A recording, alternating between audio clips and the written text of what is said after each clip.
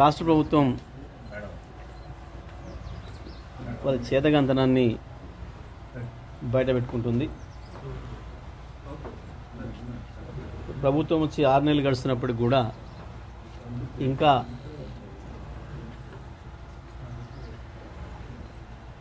ఆరోపణలతోని పబ్బం గడపాలనుకుంటున్నారు. గత ప్రభుత్వం పైన నిందలేయాలని, గత ప్రభుత్వాన్ని నడిపిన వాళ్ళపైన నిందలేయాలని,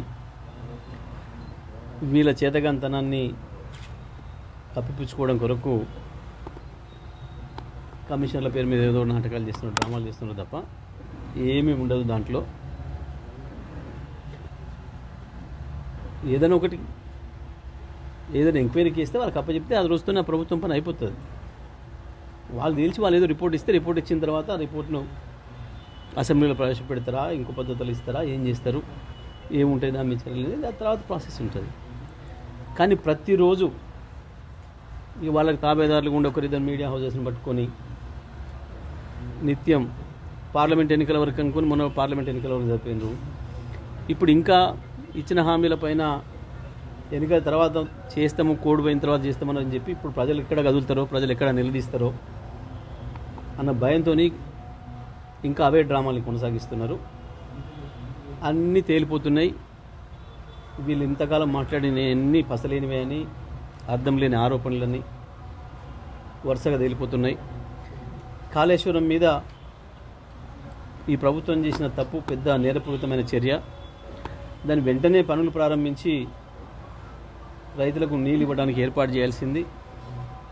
కానీ 4 నెలలు పైగా ఆలస్యం చేసి ఇప్పుడు హడావుడిగా ఏదో పనిచేస్తున్నామని చెప్పేసి మొదలుపెట్టి ఉరుకుల పరుగుల మీద పోతున్నారు. కానీ రైతాంగం ఇప్పటికే గమనించిండ్రు ఈ ప్రభుత్వం యొక్క చేతగంతనాన్ని. కేవలం రాజకీయాల కొరకే వాడుకోవాలి ప్రాజెక్టులను కానీ ఇతర విషయాలని చెప్పి వీళ్ళు అనుకుంటున్న విషయాన్ని ప్రజలు గమనించిండ్రు.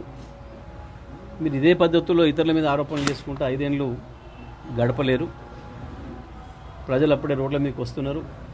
ఇప్పటికే నీళ్ళిచ్చే విషయంలో విఫలమైనరు. విద్యుత్ విషయంలో ఇప్పటికీ కూడా విద్యుత్ శాఖ మంత్రి అబద్ధాలు ఆడుతూ గడపాలనుకున్నాడు. రాత్రి హైదరాబాద్లోనే సగం హైదరాబాద్లో తెల్లందాక కరెంట్ లేదు. ఈ గ్రామాలలోనైతే చెప్పే పనే లేదు. మేము ఇచ్చిన కరెంటుని ఇవ్వడం చేత కావట్లేదు వీళ్ళకి.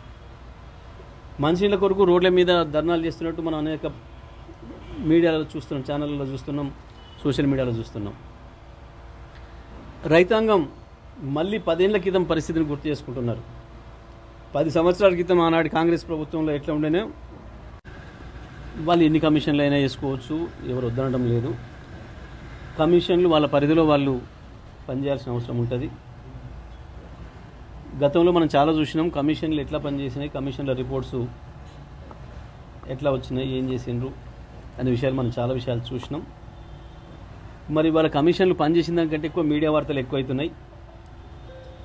దానిపైన కూడా ప్రజలు ఆలోచిస్తున్నారు. కమిషన్ల యొక్క ఉద్దేశం ఏంది, దేని కొరకు ఏర్పాటు చేయబడ్డ కమిషన్లు ఏం పనిచేస్తున్నాయి అనే విషయాన్ని కూడా ప్రజలు గమనిస్తున్నారు, అందరూ కూడా గమనిస్తున్నారు. ఎందుకంటే వాళ్ళ పని ఏదో వాళ్ళు జాగ్రత్త చేస్తారు, చేయాలి. కానీ ప్రతిరోజు దాన్ని ఏందో వార్తల్లో పెట్టి ఇప్పుడు రైతు రుణమాఫీకి మళ్ళీ ప్రజలు మొదలుపెట్టిండ్రు. ఎందుకంటే ఆగస్టు 15 డేట్ పెట్టుకున్నారు కాబట్టి ఆగస్టు 10 వస్తుందా రాదని ఎదురు చూస్తున్నారు రైతులు. దాంట్లో నుంచి తప్పించడం కొరకు ఇంకా నెల రోజులు, ఇంకా 2 నెలలు ఇట్లనే గడుపుదామనే ఒక ప్రయత్నం ప్రభుత్వం చేస్తున్నట్టు కనబడుతుంది. దాని కొరకే ఈ కమిషన్లను వాడే ప్రయత్నం చేస్తున్నారు. రాజకీయాల కొరకు వాడుకున్నారు ఇన్ని రోజులు, ఇప్పుడు కూడా అదే ప్రయత్నం చేస్తున్నట్టు కనబడుతుంది. కానీ ఏప్రిల్ 10 తర్వాతనైనా మీరు ఇప్పుడు చేసినవన్నీ ప్రజలు చేపి చూపిస్తారు. మీకు మీ డ్రామాలు, మీ